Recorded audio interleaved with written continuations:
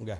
I want to share. We're going to talk about that picture here in just a moment. You probably know what that is, but I want to share with you a few announcements. By the way, if you haven't filled out an attendance card, please grab one of those, fill that out, pass it to the center aisle. One of our men will come around and collect those. Continue to remember Buddy Aikens in your prayers. He is going through some treatments right now, and he needs your prayers. Also, there is a list of individuals to pray for in the bulletin. Please take a look at that. Continue to pray for the Atchley family. The funeral for Charles will be this coming Friday. It's going to be at Crestwood Funeral Home. The visitation is going to be from 11 to 1, and the funeral service is going to be at 1 p.m. Several of you, and we appreciate so much those who've offered to cook something for the meal that's going to take place after the service. So we thank you for that, and thank you for your participation. Continue to remember that family in your prayers. What I want to leave you with tonight is something that we talked about a little bit earlier, is the idea of a Charlie Brown Christmas.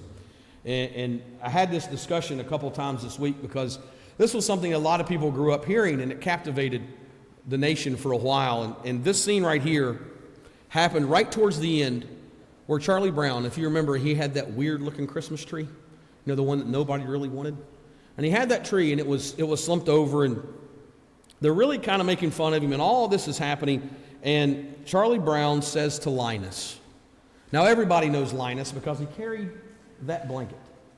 And he had that blanket, but you know the speech of Linus, right? But what took place right before it was Linus said this. He said, or Charlie Brown said this, I guess you were right, Linus.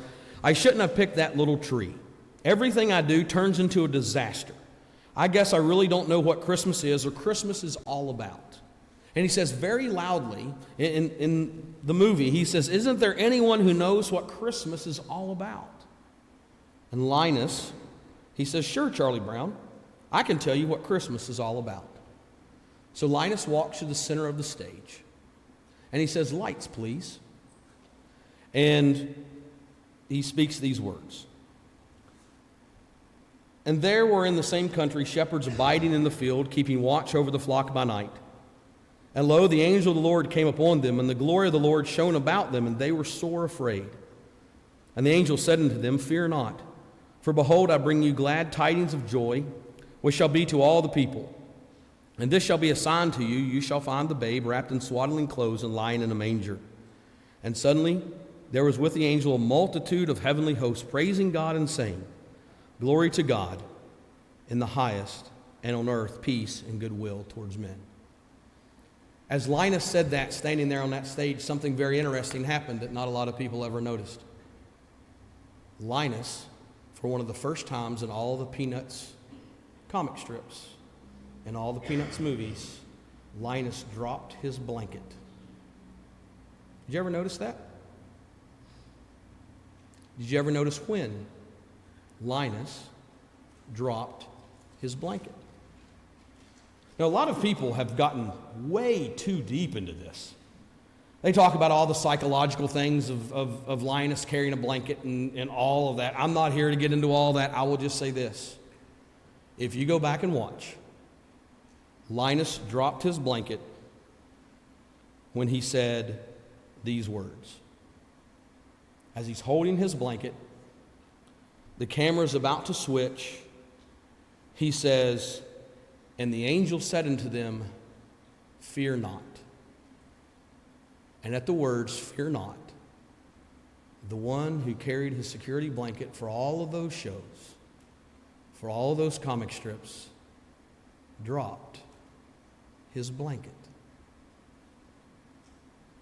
It's very interesting because if Linus found security in his blanket, he dropped it when he said, fear not.